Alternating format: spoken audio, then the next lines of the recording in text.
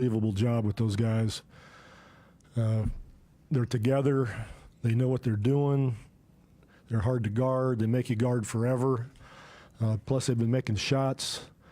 What a great group, and I'm thrilled we were able to win. Because if we played 10 times, we'd probably each win 5, I think. Just the way it is. I congratulate them on one hell of a year, and Fizz for doing a great job. I'm seriously thrilled that we were able to get through that first round. That's the good news. The bad news is now you got to go play Houston or somebody. Lee Eric Smith, Tri-State defender. Coach, obviously you've played this Grizzlies team several times in playoff series. Can you kind of talk about the growth you've seen from Mike Conley over the course of the many series you played? Well, Mike Conley has always been a heck of a player. He's never gotten his due. I've said that. I'm not just saying that to be nice because we won and all that sort of thing. I've said it, probably 5 times during the playoff. But he's been the most underrated point guard in the league for a while. When everybody talks about point guards, they mention 4 or 5 guys. It's always the same guys. But this kid has a really high basketball IQ. He shoots it, he drives it, he passes, he runs his team. He's incredible. And, Fizz has opened his game up even more. So now he's more aggressive, more confident, and really, really difficult to guard. Coach, right here, Jarvis Greer, WMC Memphis. Do you think it was your team's experience in these situations, especially down the stretch, that helped you guys? Oh, I don't know. People, say something like that now and then, but, LA's only been here 2 years, and David Lee just got here. Manu wasn't out there at the end, so it's not like, Timmy and Manu and Tony were out there 5 years ago and had played together 10 years already. So I think I really credit our guys with figuring out the system pretty quickly this year with 7 new guys. They've done a good job. We don't execute as well as Memphis did. We have a knack for hanging in because things happen, and obviously Kawhi Leonard is, in my opinion, the best player in the league right now. He's the best two-way player and does it all with such class.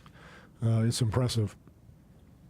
Gregg, Brian Fenley, ABC in Memphis. What was the message you had for Mike afterwards? A long embrace and a discussion. Oh, that's all personal stuff. I respect a lot of those guys, well, all those guys, but some of them I've known for quite a while. And I feel for them. We've lost series before. They've beaten us before. You feel for somebody that you respect like that. So, there's 4 or 5 of those guys, 6 of those guys that I've known, and, they deserve a lot of credit. It's a class act. Gregg, just your opinion on how Mike played in this series and just how his game has come along over the years. Did you just get here? Can you give him your notes?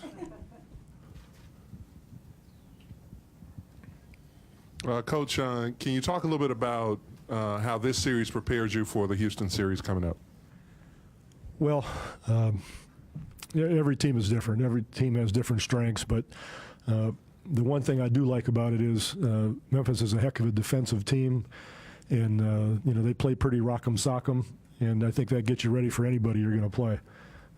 So I think that was the most important thing for us, is for a lot of our guys that haven't been with us a long time or are new, to see how it works in the playoffs, how things are going to be called, and the kind of tenacity and the understanding that it's a 48-minute game and anything can happen. We've had big leads. Other teams in the playoffs have big leads and you lose them. It's tough. People are hungry. People want to win.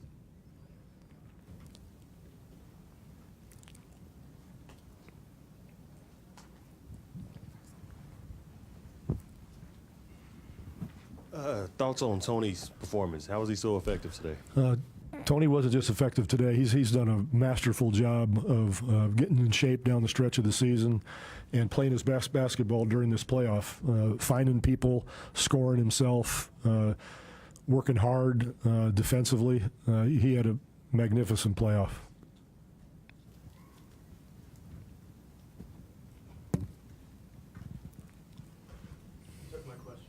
Okay.